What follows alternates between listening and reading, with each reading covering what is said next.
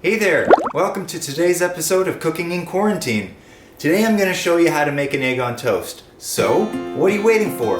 Let's go! Ingredients you will need are an egg, an avocado, bread, and butter. Crack your egg and dump the contents onto the pan. The shell is actually not edible, so make sure to crush it firmly in your hand so that it for sure doesn't hatch, ever. You'll see the clear part of the egg is turning white. That means it's going well. The flip is extremely challenging because sometimes I blow it, but sometimes I nail it. You say, okay man, what about the avocado? Whoa, you're down. I'm getting there. First we need to talk about our toast. Today we are using square-shaped toast made primarily of bread. For this part, you're going to need a toaster with 2 flat holes to put your toast into. A toaster oven is like a small hot robot that eats bread but spits it out too.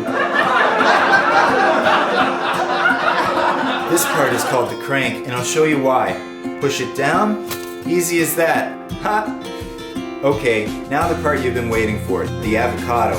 First, cut it in half. You might find a small sphere on the inside. The ball is called the golden little man, and it's good luck. If you find one, keep it. Put it under your bed in a tray of milk and leave it there forever. Oh, looks like our egg is done. Jiggle that boy onto your toast. Salt, pepper. You can now eat what you made. Thanks for joining me on Cooking in Quarantine, and I hope that I've showed you that even the most advanced recipes aren't that scary. Now, what are you waiting for? Get cooking.